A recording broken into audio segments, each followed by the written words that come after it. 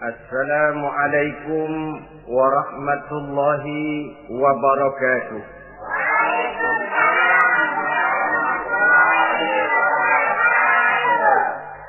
Bismillahirrahmanirrahim.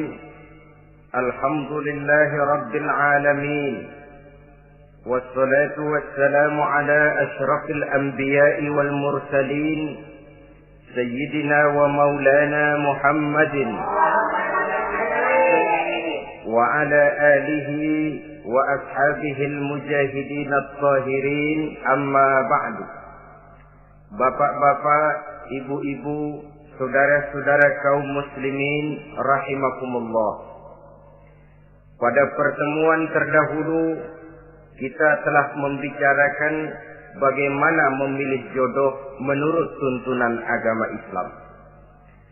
Maka pada pertemuan kali ini pembicaraan akan kita tingkatkan kepada bagaimana membina mahligai rumah tangga bahagia dengan menitik beratkan pembicaraan kepada kewajiban bersama baik sebagai suami maupun sebagai istri.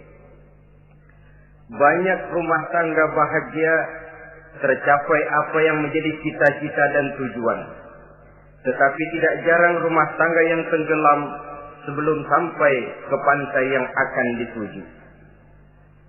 Pada saat-saat perkenalan seseorang dalam usahanya mencari jodoh, dia merasa bahwa pasangannya itulah yang akan memberikan kebahagiaan kepadanya. Hari-hari di mana terjadi pertemuan selalu menjanjikan dan menyanyikan keindahan. Bahkan sehari tak bertemu rasa seminggu, seminggu tidak bertemu rasa sebulan, sebulan tidak ketemu pingsan. Tidak ada tanda-tanda sesuatu itu akan menjemukan. Namun setelah memasuki kehidupan bahtera berumah tangga, baru beberapa bulan saja atau baru beberapa tahun saja, semua impian tadi sirna dan musnah. Bahagia yang disangka, sengsara yang datang menimpa. Keindahan yang diharap, malah kemalangan yang tumbuh. Hal ini disebabkan orang tidak meresapi hikmah daripada kehidupan berumah tangga, tidak menyadari tanggung jawab dan kewajiban yang akan berbuntut tidak timbulnya saling pengertian, dan pada akhirnya tidak akan tumbuh ketenangan di dalam rumah tangga itu. Bukankah kewajiban akan saling memberikan pengertian, pengertian membawa ketenangan, dan ketenangan adalah tangga utama untuk mencapai rumah tangga bahagia. Oleh karena itu kita mulai saja dengan kewajiban sebagai seorang suami di dalam memimpin rumah tangga bahagia ini. Yang pertama, kewajiban seorang suami ialah mempergauli istrinya dengan baik.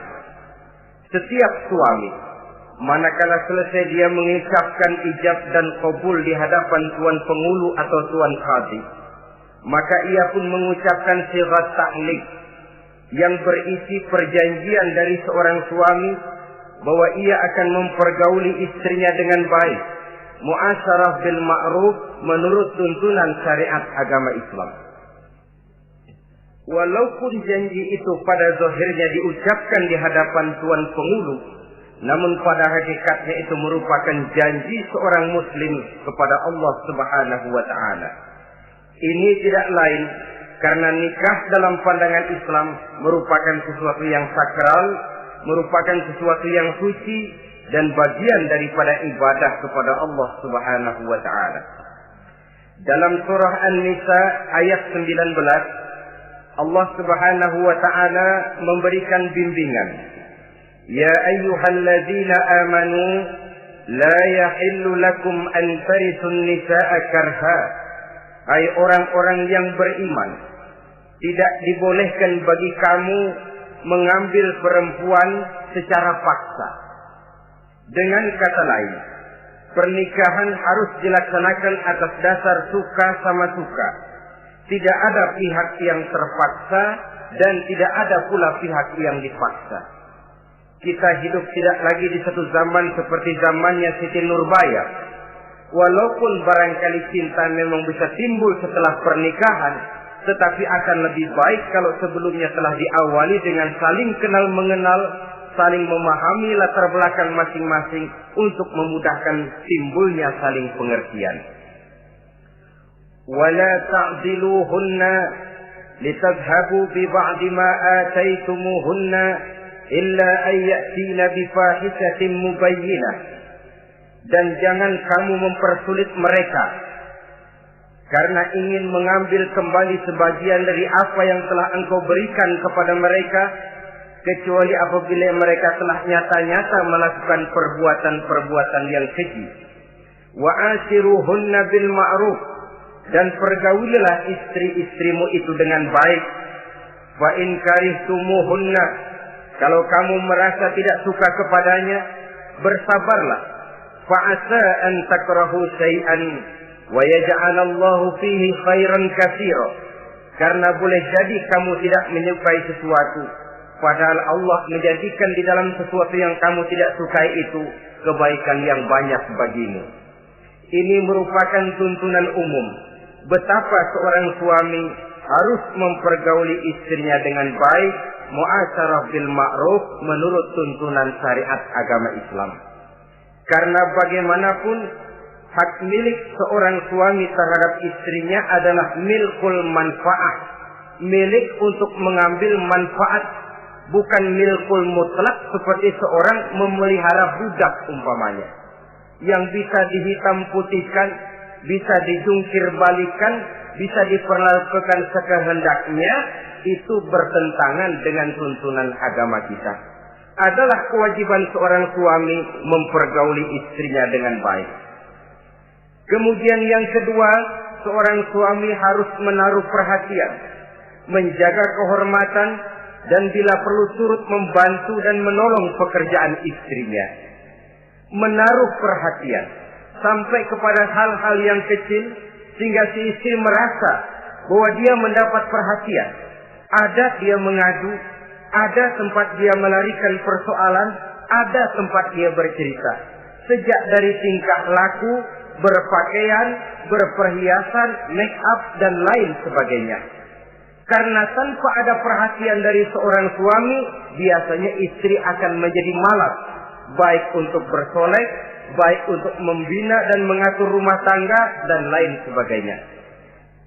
Apalagi tidak berat lidah untuk memuji perbuatan baik yang dilakukan istrinya, dan tidak mencela secara langsung perbuatan-perbuatan salah yang dilakukan oleh istrinya. Dia bisa menegur secara bijaksana dan dewasa. Saudara-saudara kaum muslimin, seorang sahabat bernama Salman Al-Farisi mempunyai adik perempuan yang kawin dengan Abi Dzar Al-Ghifari. Satu hari Salman datang menengoki adik perempuan ini di rumahnya. Dilihatnya adiknya, rambutnya acak-acakan, pakaiannya kumuh, pendeknya nggak enak dilihat. Salman memberikan nasihat, kau bersoleklah sedikit supaya suamimu betah di rumah. Kata istrinya, untuk siapa saya bersolek? Ya tentu untuk siapa lagi kalau bukan untuk suamimu. Kata adiknya, percuma saja, suami saya jarang di rumah. Kemana? Di masjid terus. Salman mengadukan hal ini kepada baginda Rasul. Lalu baginda Rasul mengatakan, inna likulli syai'in haqqun, segala sesuatu ada haknya. Allah ada haknya untuk disembah, istri pun mempunyai hak untuk dipenuhi. Melalaikan salah satu hak berarti melakukan kezaliman. Di sini kita melihat fungsi, karena kurangnya perhatian Abi Dzar Al-Ghifari terhadap istrinya akan mengakibatkan kemalasan si istri untuk mendandani dirinya sendiri. Dengan mendapat perhatian, apalagi tidak berat lidah, maka kegairahan dalam kehidupan berumah tangga rasa-rasanya akan sangat mudah terwujud.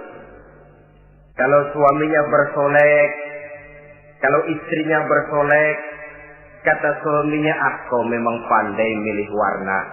Walaupun barangkali warnanya norak betul. Tapi kalau pada saat itu seorang suami jujur, kan akan timbul pertengkaran. Kadang-kadang Istri bersolek, suami apa katanya? Lu sih dandan mangga dandan sama. Ini kan sudah tidak menghargai, tidak menaruh perhatian. Udah dah, dandan nggak dandan sama, gue kenyang melihatnya. Saudara hadirin yang saya muliakan, tidak menaruh perhatian. Sehingga si istri merasa tidak diperhatikan. Nah kalau sudah tidak diperhatikan, lihat saja. Jangankan dalam contoh seperti berumah tangga, apa saja. Seorang anak kalau sudah tidak merasa diperhatikan oleh orang tuanya, dia akan sewenang-wenang. Begitu juga seorang pegawai kalau sudah tidak merasa diperhatikan oleh atasannya, semaunya kerja. Pun seorang istri, kalau dia merasa sudah tidak diperhatikan oleh suaminya, akibatnya dia akan dandan semaunya, dia akan ngurus rumah tangga semaunya, dia akan memasak masakan semaunya. Nah kalau sudah semaunya begini, alamat tidak akan ada keharmonisan di dalam kehidupan rumah tangga itu sendiri. Suami yang baik sangat menaruh perhatian kepada istrinya, dari hal yang kecil sampai pun kepada yang sebesar-besarnya. Tapi tidak berarti nyeleneh. Apa itu nyeleneh? Menaruh perhatian bukan selalu mau ingin tahu. Jangan lantas suaminya yang beliin bedak, suaminya yang beliin. Itu nyeleneh namanya. Overacting. Terlalu berlebih-lebihan sampai kepada sesuatu yang tidak pada tempatnya. Di samping menaruh perhatian juga menjaga kehormatan. Dan bila ada waktu, dia turut membantu, menolong pekerjaan daripada istrinya. Bukankah seorang perempuan mau melakukan nikah dengan seorang laki-laki karena dia menambahkan hidup yang bahagia? Terus terang saja kan kadang-kadang istri kita ini lebih banyak borongan. Yang saya maksud borongan artinya ya sebagai istri ya dia, ya nyuci ya dia, ya masak ya dia, ya membersihkan rumah tangga ya dia. Istri borongan. Baiklah kalau barangkali memang kondisi ekonomi kita belum menunjang ke arah sana. Walaupun istri berkewajiban untuk taat kepada suami, tetapi adalah wajar suami pun tenggang rasa dan timbang-timbang. Rasulullah saja kadang-kadang dan tidak jarang menjahit bajunya sendiri, memperbaiki kasutnya sendiri.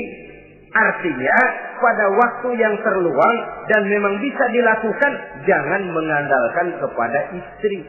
Dengan demikian istri merasa bahwa resiko membina rumah tangga adalah merupakan resiko bersama.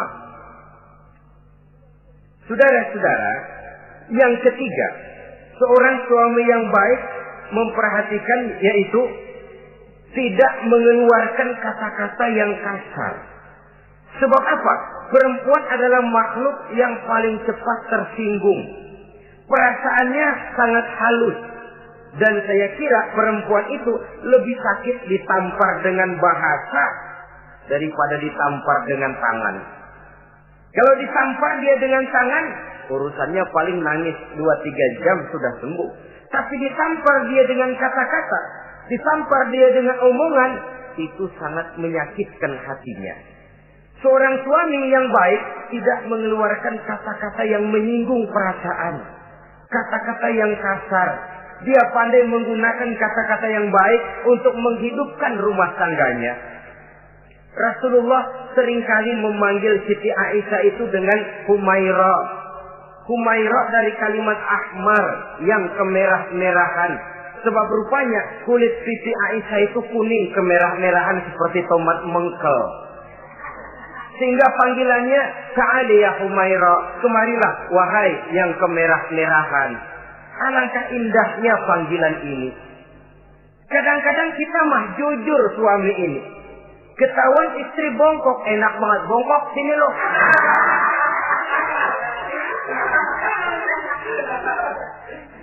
Jujur tapi nyakitin. Saudara-saudara, kadang-kadang inilah ya, bahasa perbuatan sangat besar pengaruhnya dalam menciptakan keharmonisan di rumah tangga. Pacaran mah manggilnya yang, Mau kemana yang? Udah endah aja udah. Begitu berumah tangga masih indah kakanda. Punya anak satu, bapaknya anak-anak. Punya anak dua, bapak lo. Sudah 3 anaknya, bapak hilang eluh manggilnya. Panggilan ini mengalami pergeseran. Nah begitu juga suami. Ketika pacaran bukan main. Ketika baru melakukan akad nikah sedang honeymoon bulan madu, asik betul. Kemana-mana selalu bersama. Kondangan selalu bersama. Resepsi pergi bersama. Jalan bergandengan tangan. Istri sedikit terpeleset. Khawatir bukan main. Hati-hati yang.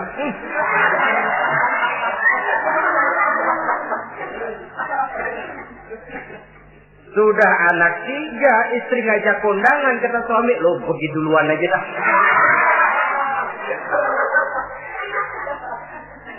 Pulang kondangan, istri laporan, bang saya kepleset. Emang lu mau mampus?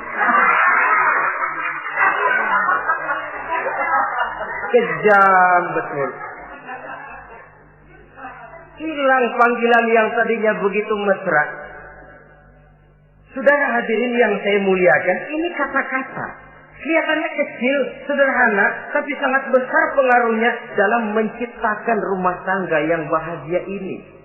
Oleh karena itu, soal isi hati kita, itu urusan gaib yang tahu cuma Allah. Orang lebih dahulu lihat penampilan, dan dari penampilan ini yang dinilai adalah kata-kata kita. Oleh karena itu, seorang suami yang baik, dia tidak mengeluarkan kata-kata yang menyinggung perasaan. Kalaupun dia marah betul, dia tidak mencaci maki secara langsung. Dia bisa menggunakan kata-kata kiasan. Maka agama memberikan tuntunan, kalau seorang suami marah, jangan memukul muka. Dan mukul pun bagian terakhir. Jangan jalan pertama. Kadang-kadang ada juga loh Pak, suami marah sama istri persis korambil ngebugin maling. Aduh, gelebah, gelebuk, gak karuan.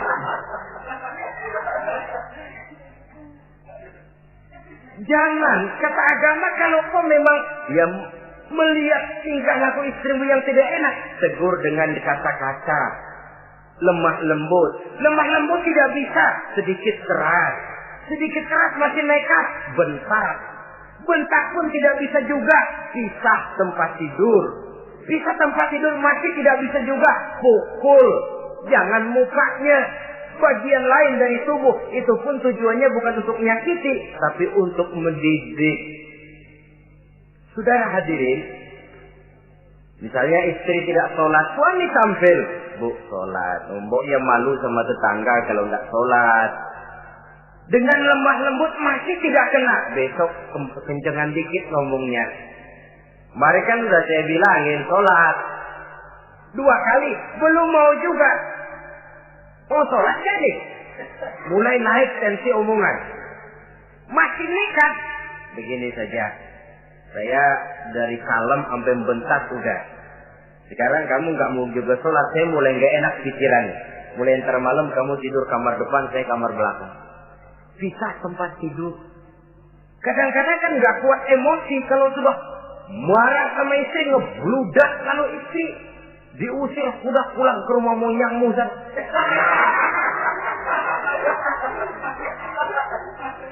Kata agama jangan, pisah tempat tidur saja.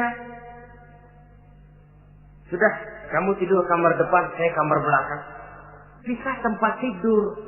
Kenapa? Nanti malam kalau hujan turun, pikiran berubah, berasa perlu, tinggal pindah kamar. Secara psikologis, saudara-saudara. Jadi melalui processing. Oleh sebab itu, kata-kata sangat besar pengaruhnya di dalam membina kehidupan berumah tangga. Seorang suami yang baik tidak mengeluarkan kata-kata yang bisa menyinggung istrinya. Sebaliknya, istri pun demikian. Tidak mengeluarkan kata-kata yang bisa menyinggung perasaan suaminya. Sebab lebih dosa besar kata-kata suami istri yang menyinggung suaminya, walaupun sama dosanya ya. Tapi lebih besar ketersinggungan seorang suami ketimbang seorang istri itu. Namun agama memberikan tuntunan suami lebih dahulu yang diajarkan. Jangan mengeluarkan kata-kata yang bisa menyinggung perasaan. Baik itu menyangkut dandanan istri, caranya pakaian, caranya jalan, ataupun masakannya. Masakannya sekalipun tidak kita sukai, ya ndak usah. Misalnya sayur keasinan, begitu dicobain menteleng mata pelatat, melotot keasinan. Ndak usah lantas tolak pinggang, lu masak melotot ya. Ndak usah. Saudara hadirin yang saya muliakan, jadi itu dari segi masakan. Dari segi pakaian, umpamanya istri kita berpakaian tidak sesuai dengan tuntunan agama, cukup kita bisa berkata, pakaianmu sebenarnya bagus, motifnya, potongannya, kainnya, cuma mbok kok kelihatannya kok potongan badanmu kok kelihatan betul dengan terbungkus pakaian seperti itu. Alangkah lebih baiknya, nah, dengan demikian istri nggak terlalu tersinggung daripada sudah dandan bagus-bagus. Lalu istri suami ngobrol kata yang gak enak. Bagus lo kayak nangka dikerosokin.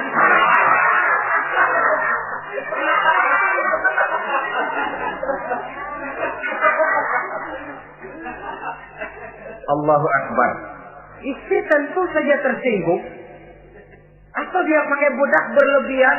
Ya tentu dia pun begitu karena ingin ada kebanggaan suami jalan dengan dia merasa bangga. Tapi over. Bedaknya berlebihan, lipstiknya berlebihan. Suami usil, begitu mau berangkat kondangan istrinya keluar nanya mau main topeng monyet di mana?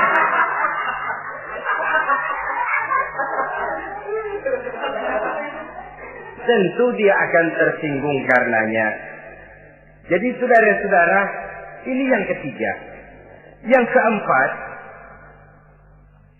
seorang suami yang baik jangan memberikan pekerjaan di luar batas kemampuan istrinya. Loh, tugas istri itu nyaris 1 kali 24 jam. Seorang suami bagaimanapun payah dia bekerja, pulang dia bisa istirahat, tidur malam dia bisa tidur dengan nyenyak. Tapi seorang istri, apalagi dia punya anak kecil, bayi misalnya, itu nyaris jam kerjanya 1 kali 24 jam. Sejak bangun tidur sampai tidur lagi, bahkan tidurnya pun selalu diusik oleh anaknya. Anaknya kalem, bapaknya ngusik.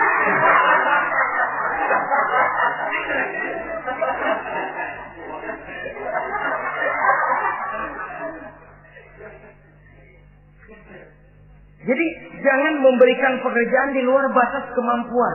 Kata pepatah, "Iza aradta an tuta'a fasal ma yustata." Apabila kamu ingin ditaati, perintahkan apa yang orang mampu mengerjakan.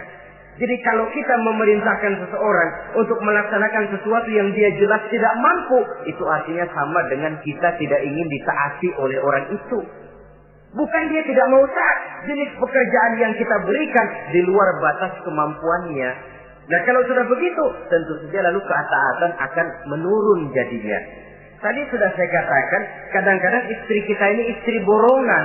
Dalam arti, ya dia masak, ya dia nyuci, ya dia ngepel, ya dia ngejemur, ya dia ngetriska. Borongan. Terlalu berat tugasnya. Oleh karena itulah seorang suami yang baik, dia harus tenggang rasa, timbang diri, tidak memberikan pekerjaan yang di luar batas kemampuan daripada istrinya. Kalau tidak mampu karena merasa dimanjakan oleh istri suaminya. Karena merasa dapat angin dimanjakan, mestinya mampu, lalu berpura-pura tidak mampu. Apalagi istrinya suaminya sedikit-sedikit mau menolong dia. Jadi posisi ini nanti bisa berbalik loh. Karena terlalu memanjakan istri bisa membludak. Akhirnya suami yang nyuci, suami yang ngerika, istri tidur. Walaupun tentu saja tidak jelek, tetapi itu sudah overacting namanya. Saudara hadirin yang saya muliakan, itu yang keempat.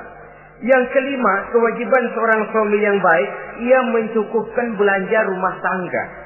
Cukup itu relatif. Cukup menurut ukuran standar kemampuan kita. Sebab kemauan kita mungkin tidak terbatas. Tapi kemampuan kita yang terbatas.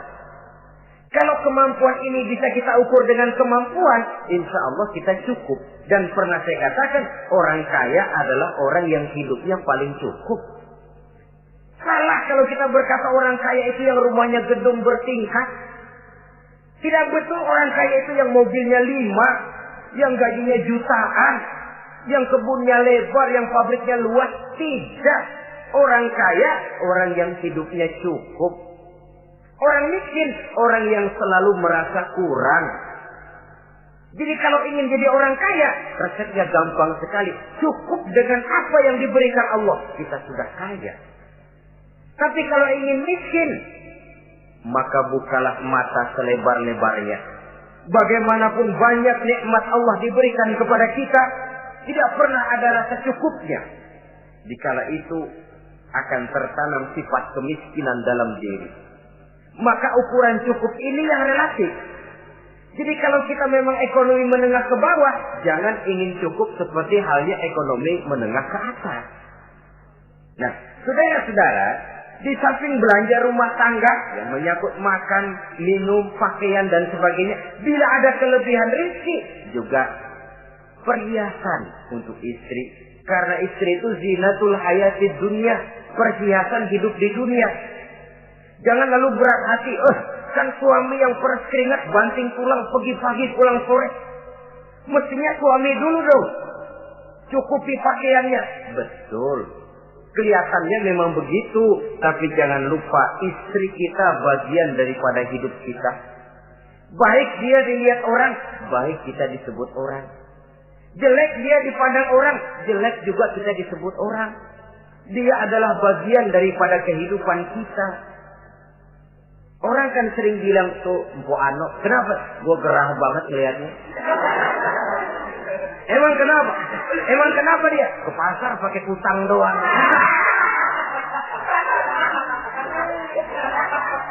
Kata temennya, terang aja dia kan binnya si Meun itu. Si Meun yang nggak tahu apa-apa ikut kesebut-sebut. Istri adalah bagian daripada kehidupan kita. Zolim seorang suami mentang-mentang dia merasa dia yang cari duit, lalu buat dirinya dia beli pakaian yang mahal-mahal. Istrinya cuma nggak karung doang dipakai. Istri adalah bagian daripada hidup kita.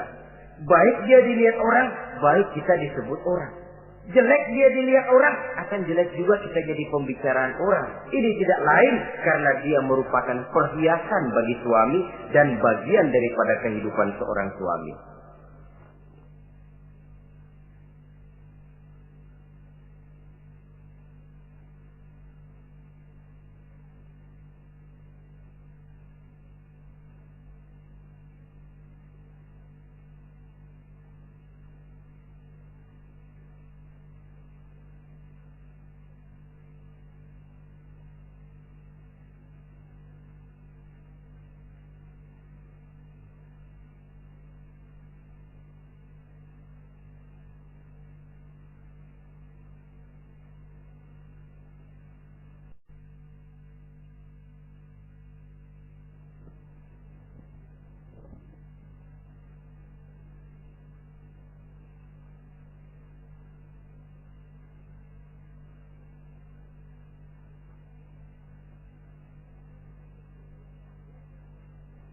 Adalah satu perbuatan zalim misalnya, kalau seorang suami manakala dia beroleh rezeki parkir di restoran.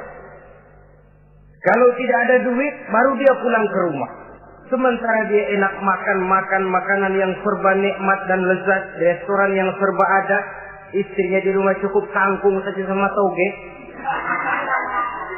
Adalah satu perbuatan yang zalim dan istri berhak menuntut karena itu memang merupakan haknya. Begitu besar nilai pahala memberikan nafkah ini, Sampai-sampai Nabi dalam hadis yang diriwayatkan oleh Imam Muslim dan Ahmad bersabda, dinarun anfaqtahu fi sabilillah wa dinarun anfaqtahu ala rukbatin wa dinarun tasaddaqta ala miskin wa dinarun anfaqtahu ala ahlika a'zamuha ajran allazi anfaqtahu ala ahlika. Uang yang kamu belanjakan di jalan Allah, uang yang kamu belanjakan untuk membebaskan budak, uang yang kamu sedekahkan kepada orang miskin, dan uang yang kamu belanjakan untuk nafkah keluargamu, pahalanya itu lebih besar uang yang kamu belanjakan untuk nafkah keluargamu. Ya Allah. Jadi rupanya nilainya sedemikian besar. Saudara hadirin yang saya muliakan, ini kewajiban yang keempat. Yang kelima maksud saya. Yang keenam, kewajiban seorang suami, dia berusaha untuk meningkatkan pengetahuan daripada istrinya, membimbing.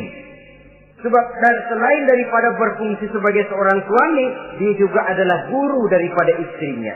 Kalau dia tidak bisa membimbingnya secara langsung, setidaknya doronglah istrinya untuk ikut menghadiri pengajian, majelis-majelis taklim, bergaul dengan ustazah-ustazah, sehingga terdapatlah peningkatan pengetahuan. Paling kurang pergaulannya bertambah luas, cakrawala pandangannya juga tidak jadi sempit karenanya. Sebaliknya, peluang ini pun harus dimanfaatkan oleh istri dengan sebaik-baiknya, dengan niat yang ikhlas keluar dari rumah untuk mencari ilmu pengetahuan. Yang repot kadang-kadang dari rumah berangkat ngaji, sampai di pengajian suaminya diakur-akurin.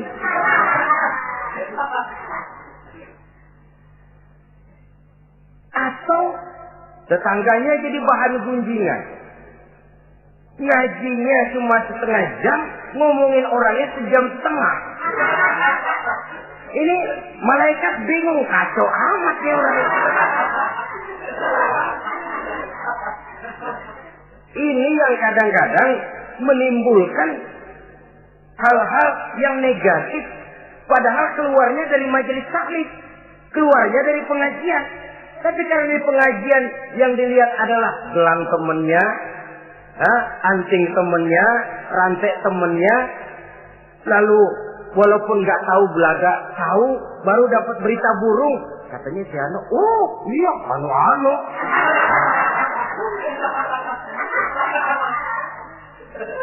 Saudara hadirin yang saya muliakan, akhirnya nanti kan suami jadi pegel. Lu kok disuruh ngaji bukan mikir bener, pulang malah gua digonggong-gonggong minta gelang, bagaimana? Rupanya tidak memanfaatkan peluang yang diberikan itu seperti yang seharusnya. Jadi kalau memang seorang suami tidak bisa membimbing istrinya dalam arti meningkatkan ilmu pengetahuannya, doronglah dia, berikan kesempatan untuk menghadiri pengajian, majelis-majelis taklim yang akan lebih membuka nuansa pergaulan, lebih meluaskan pandangannya, dan ada refreshing. Nah ini penting.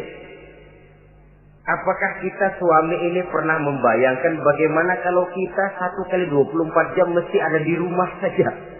Tiap hari menghadapi yang itu juga. Apa tidak timbul kejenuhan? Kalau kita begitu, apa istri kita juga tidak begitu?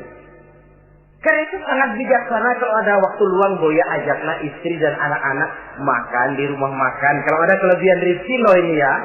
Tapi jangan maksa-maksa. Karena terlalu ingin lalu ngutang dulu sama temen. Itu juga nggak betul. Niatnya baik, cuma ngutangnya itu nanti yang jadi nggak betul. Ya, refreshing, relax, santai. Apa itu ke Taman Safari, apa itu ke Bogor. Supaya istri ini merasa ada selingan dalam hidup. Tidak jenuh, tidak monoton. So, kalau dia jenuh, akhirnya kan, wah ublek-ublek di depan dapur mulu.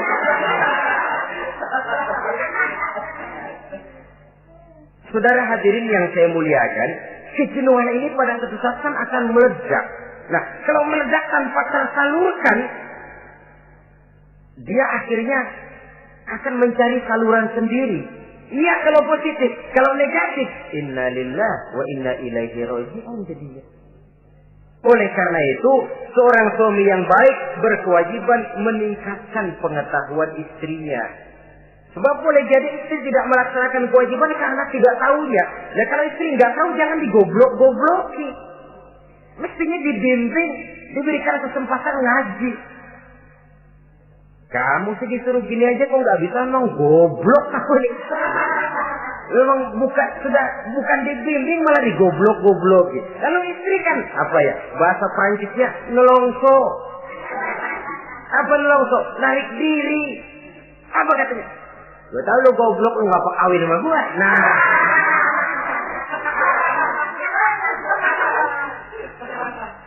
Atau pada kata yang lebih nggak enak, gue digoblok-goblokin juga, dipakai juga. Nah.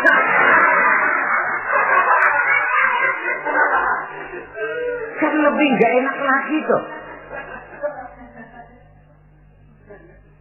Jadi saudara-saudara, hal-hal yang memerlukan kesabaran ini memang menuntut kedewasaan dari seorang suami. Dia kalau baru 1-2 bulan berumah tangga, segalanya masih menjanjikan dan menyanyikan keindahan. Tapi makin hari kita bergaul di rumah tangga, kita makin tahu karakter, mental, watak daripada istri. Kekurangannya mulai kelihatan, keburukan wataknya mulai nampak. Dikala itulah kita sebagai suami harus dewasa, sabar, membimbing mereka. Kalau waktu 2-3 bulan pertama di rumah tangga namanya honeymoon, segalanya indah. Mana ada kekurangan?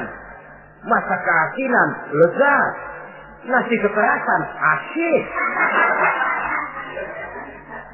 Segalanya nggak pernah salah, selalu betul. Suami, istri masak keasinan. Lihat si suami melotot makan, nanya, "Bang, sayur keasinan?" Enggak. Soal keasinan bagus. Keasinan masih bagus. Kenapa? Udah endah aja. Tapi mampukah ini bertahan? Ini yang jadi masalah, mempertahankan suasana kebaruan itu. Saudara hadirin yang saya muliakan, yang ketujuh, kewajiban suami ini, suami yang baik memberi kesempatan kepada istri untuk nengok, bersilaturahmi dengan orang tuanya, kerabatnya atau tetangganya. Walaupun nanti ya, istri tidak boleh menggunakan ini secara salah. Karena apa? Karena orang tua dan mertua itu cuma istilah. Hakikatnya ya sama, yang mertua ya orang tua. Ya apalagi orang tua. Itu cuma satu istilah. Perbedaan istilah tidak harus menyebabkan kita berbeda sikap.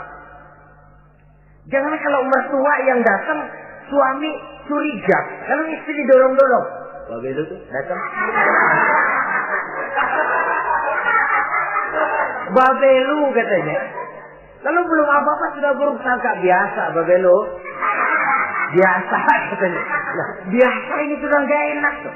Biasa datang bawa jeruk, pulang minjem duit. Allahu Akbar. Ini kan sudah menanamkan rasa gak enak. Malah akan lebih baik kalau mertua yang datang, suami menyambut lebih dahulu.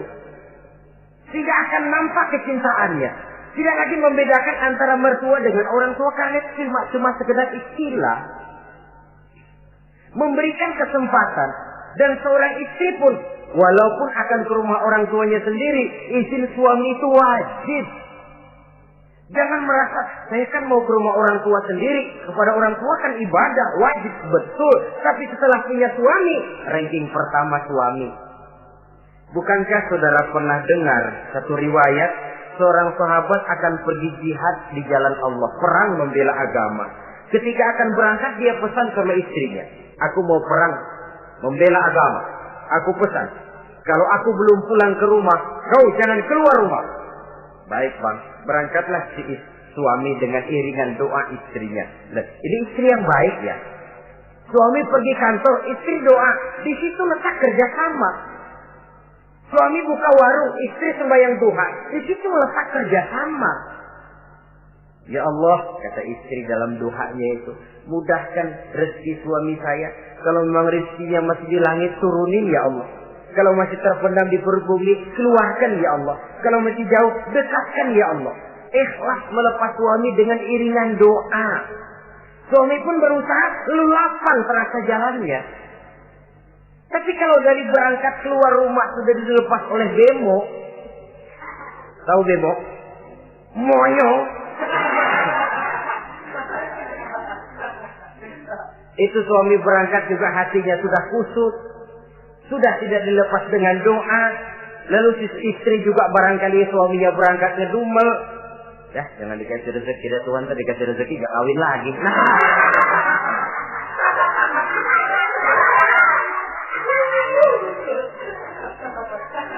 Kalau sudah semacam ini yang terjadi, bukankah masing-masing yang berangkat pikiran kusut, yang melepas pun pikiran gak enak jadinya. Di situ letak kerjasama. Saudara hadirin, setelah suaminya ini pergi, datang utusan dari orang tua si istri tadi. Assalamualaikum Bu. Waalaikumsalam. Ada apa? Orang tua ibu sakit keras, ibu diminta datang. Ya Allah, suami saya baru saja berangkat. Istri suami saya bilang kalau dia belum pulang perang, saya nggak boleh keluar dari rumah. Tolong sampaikan maaf saya kepada orang tua saya belum bisa datang karena suami saya pesan begitu. Pulang utusan ini. Besok balik lagi. Gimana? Aduh Bu, orang tua ibu makin parah. Kelihatannya nggak ada harapan datang dah sebelum menghembuskan nafas yang terakhir. Suami saya belum pulang. Saya nggak berani keluar rumah sebab begitu pesannya. Sudah, pulang saja. Saya ikut doa, mudah-mudahan orang tua cepat sembuh. Besoknya hari ketiga utusan ini datang lagi. Bagaimana? Sudah meninggal Bu. Barangkali sebelum dikubur ibu masih mau ketemu. Maaf saja. Bagaimanapun berat hati saya, suami saya belum pulang. Pesannya tadi begitu. Ini rupanya utusan kesel. Ini orang sama orang tua sendiri gini-gini amat. Lalu lapor kepada baginda Rasul. Apa jawab beliau? Baginda Rasul malah berkata, dosa orang tua yang meninggal ini sudah diampuni oleh Allah karena dia mempunyai anak perempuan yang begitu taat kepada suaminya. Allahu Akbar. Jadi ketaatannya kepada suaminya ini diberikan satu ganjaran oleh Allah mengampuni dosa orang tuanya yang sudah meninggal ini. Jadi jangan merasa mentang-mentang mau ke rumah orang tua sendiri selonong boy. Hah? Selonong boy, masa bodoh laki mau tahu nggak tahu, pokoknya gua ke rumah orang tua gua sendiri. Jangan lupa setelah berumah tangga, ranking urutan pertama suami, setelah itu barulah orang tua. Saudara hadirin yang saya muliakan, begitu juga istri yang baik mendapat izin dari suaminya. Bu, tolong ambilin uang di dompet. Sudah izin, istri yang baik dompetnya dibawain. Ini saja Bang, ambil sendiri. Nanti saya ambil 10.000, merasa kurang 20.000, lagi ambil saja sendirilah. Lain dengan istri yang nyelongcong, laki pergi mandi dompet acak-acakan.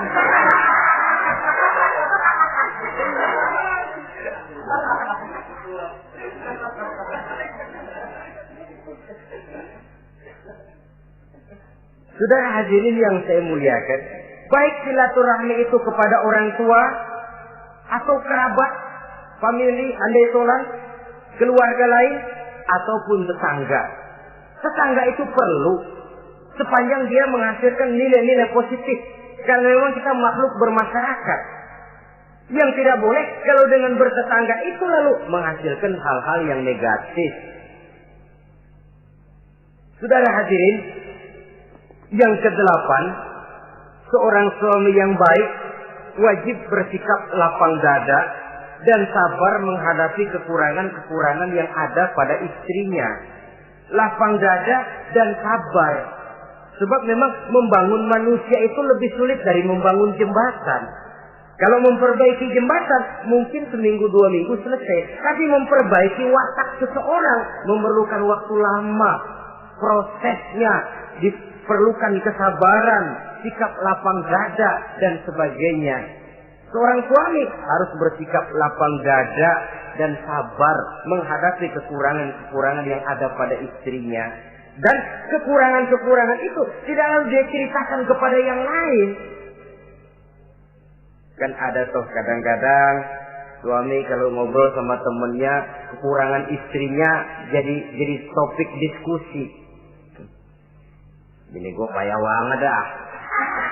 Lu nggak ada yang nanya istrinya dipayahin di mana-mana. Kayaknya nggak malu.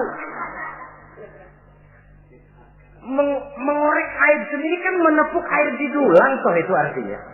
Kalau aib istri kita ceritakan di mana-mana, bukankah artinya kita juga menceritakan aib kita sendiri? Karena istri bagian daripada kehidupan kita. Sebagaimanapun seorang istri tidak wajar menceritakan aib dan kekurangan suaminya di mana-mana. Malah dia harus menutupi. Malah kelemahan-kelemahan dan kekurangan suaminya harus dia jaga. Dia tetap bangga. Di mata saya suami saya adalah Arjuna yang tidak punya kekurangan apa-apa. Kalaupun orang bawakan berita, tidak betul itu. Walaupun hatinya panas, tapi dia masih bisa menunjukkan wajah yang sejuk, senyum dalam hati yang panas. Sebab saudara-saudara, apabila kita tidak punya filter, ini kadang-kadang kita mau tenang, kita bisa dibakar oleh yang lain. Tapi kalau ada filter, kita bisa menyaring, boya masa iya. Sehingga dengan demikian, sikap lapang dada dan kesabaran ini, walaupun diutamakan adalah merupakan kewajiban suami, juga sekaligus merupakan imbangan daripada si istri. Nah, kemudian yang ke-9, seorang suami wajib berpenampilan bersih dan rapi di hadapan istrinya. Hingga tanpa anggun. Anggun ini lalu menimbulkan wibawa. Nah, dari wibawa lahir rasa hormat. Tapi kalau suami di depan istrinya kelihatan butut, rebek, jelek, belek,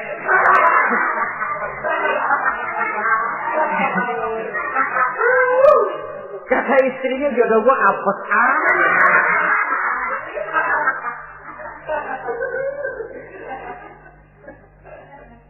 tidak akan timbul kewibawaan. Nah kalau sudah tidak timbul wibawa, dia bagaimana si istri itu akan merasa dia wajib taat kepada suami. Saudara hadirin yang saya muliakan, jadi ternyata penampilan bukan cuma kewajiban istri, seorang suami juga harus mengimbangi itu. Sehingga dengan demikian keterasian dalam kehidupan di rumah tangga itu akan terasa jadinya. Nah inilah pada prinsipnya kewajiban daripada suami. Lalu kemudian apa kewajiban istri ini?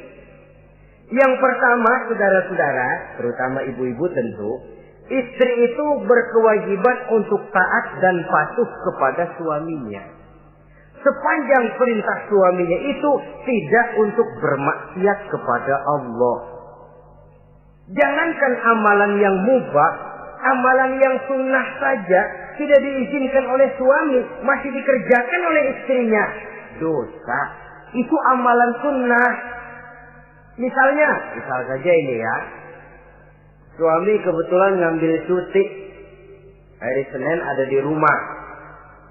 Begitu malam Senin, kata si istri, "Bang, besok kan hari Senin, saya mau puasa sunnah." Karena istrinya santri, biasa puasa Senin Kemis. Kata suaminya, "Lu tega amat, gua tumben perek Senin. Senin ada di rumah lalu mau puasa, gua lu suruh ngapain?" Umpamanya lo ya, umpama.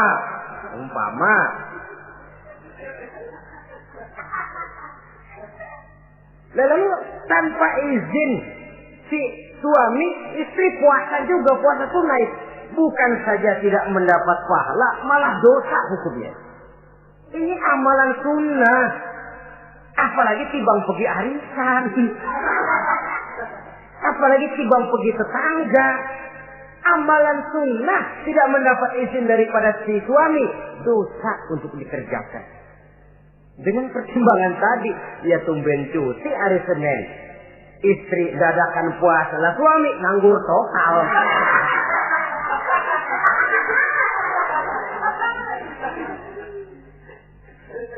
Saudara hadirin yang saya muliakan, Nabi bersabda, "Ayyuma imra'atin matat wa zawjuha anha radin illa dakhalatil jannah."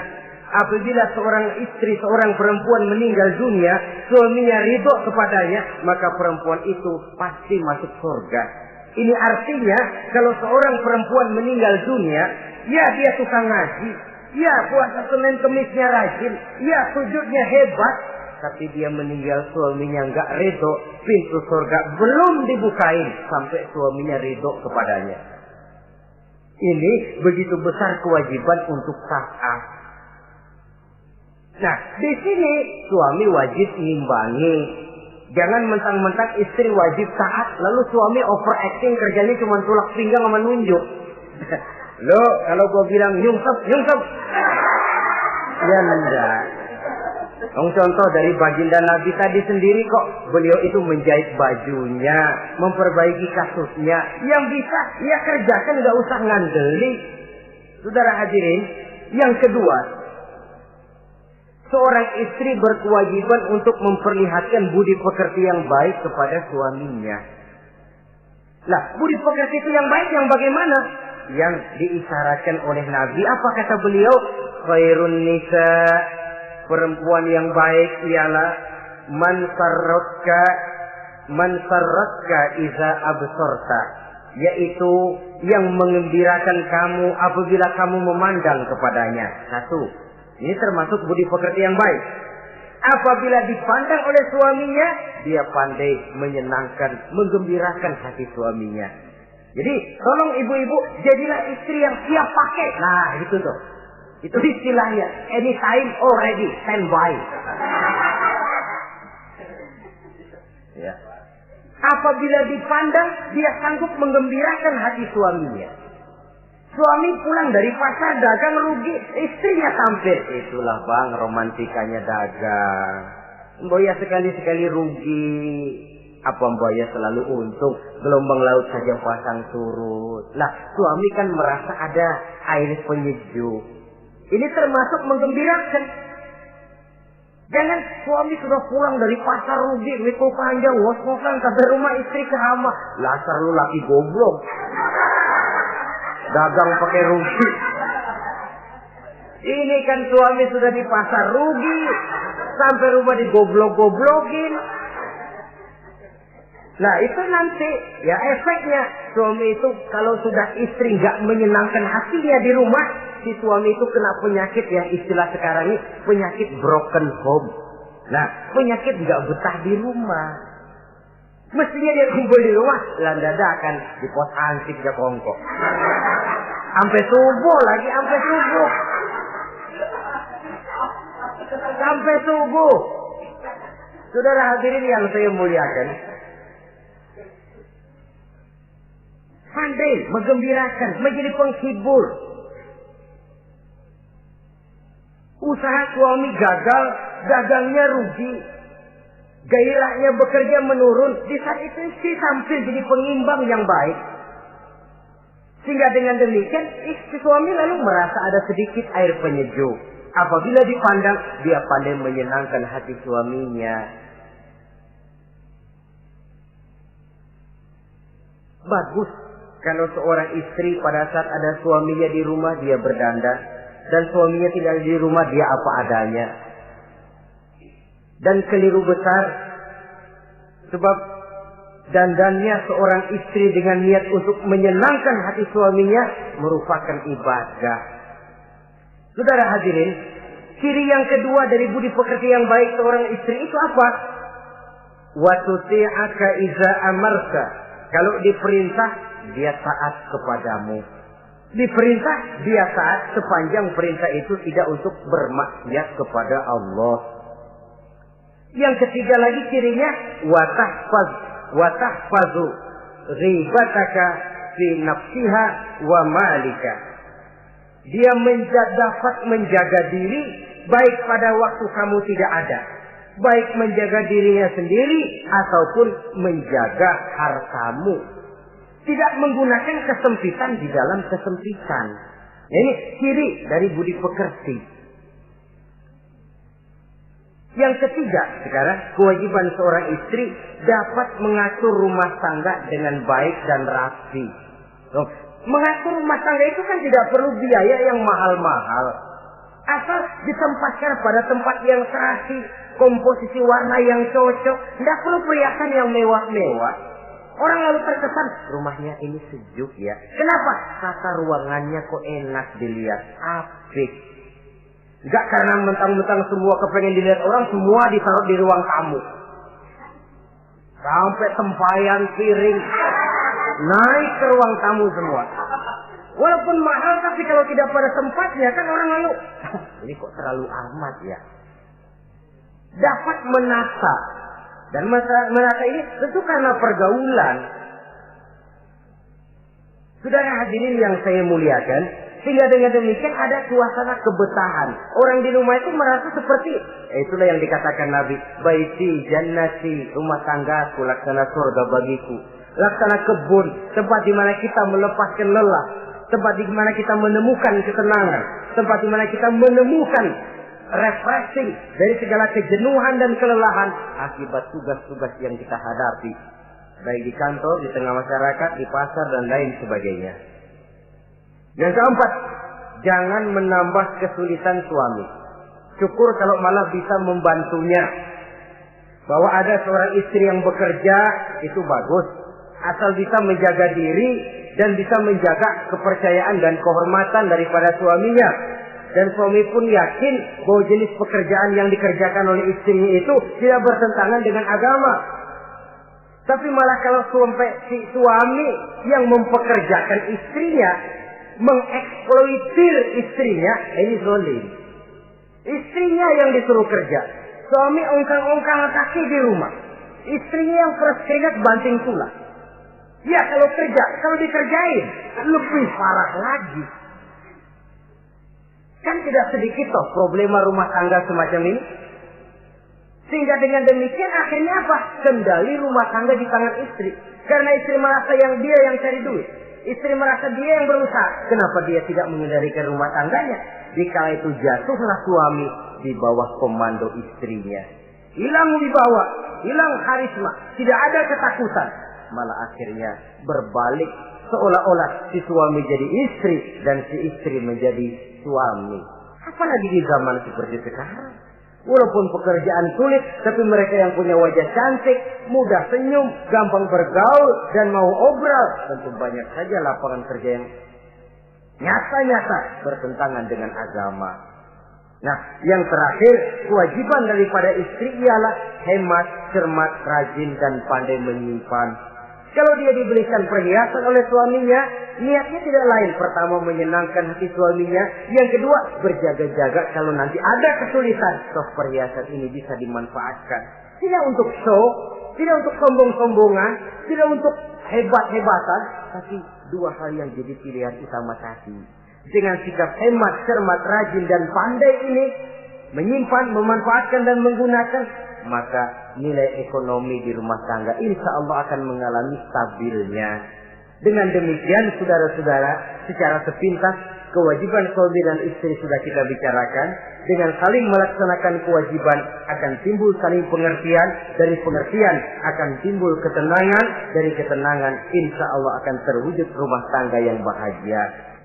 Insya Allah nanti pembicaraan akan kita lanjutkan yang mengenai kewajiban bersama dan kewajiban orang tua terhadap anak-anaknya. Mudah-mudahan ini bermanfaat. Terima kasih atas perhatian saudara. Mohon maaf atas segala kekurangan. Usikum wa nafsi bitaqwallah.